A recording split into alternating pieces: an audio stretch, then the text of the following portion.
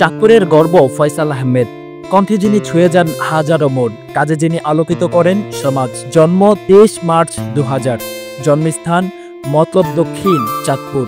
চাঁদপুরের মতলব অঞ্চলে জন্ম নেওয়া এক উজ্জ্বল নক্ষত্রের নাম ফয়সাল আহমেদ, যিনি কেবল একজন ধারাভাষ্যকার নন, তিনি একজন উপস্থাপক, খেলোয়াড়, ক্রীড়া অনুরাগী মানুষ, সমাজসেবক এবং তরুণদের অনুপ্রেরণা।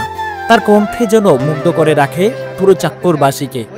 প্রতিটি খেলায়, প্রতিটি উপস্থাপনায় তার কণ্ঠস্বর ছড়িয়ে দেয় এক অন্যরকম উত্তেজনা, প্রাণবন্ধতা ও আবেগ। শিক্ষা জীবনে শুরুটা করেছিলেন কচিকাঁচা সরকারি প্রাথমিক বিদ্যালয়ে।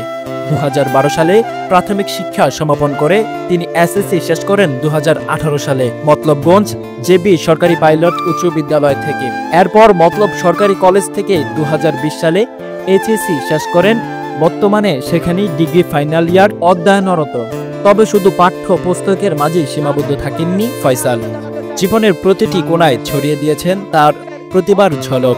একজন ধারাভাষ্যকার হিসেবে তার কণ্ঠে যেন প্রাণ পায় মাঠের প্রতিটি বল, প্রতিটি গোল, প্রতিটি ছক্কা।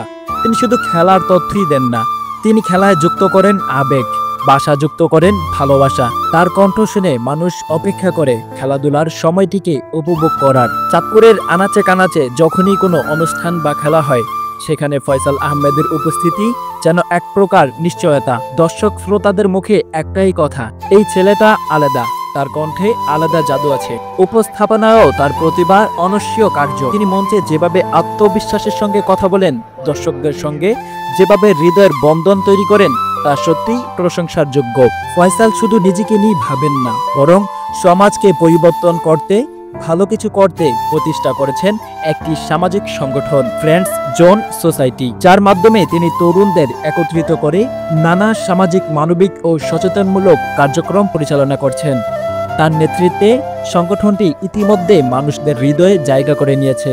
তার আরেকটি পরিচয়, তিনি একজন ক্রীড়া অনুরাগী। হীরামণির গান ও সংস্কৃতির প্রতি তার গভীর ভালোবাসা রয়েছে। দেশীয় সংস্কৃতি, সঙ্গীত ও চেতনার সুরে তিনি নিজেকে প্রতিনিয়ত জড়িয়ে রাখেন। ফয়সাল আহমেদ শুধু একজন নাম নয়, তিনি এক প্রেরণা।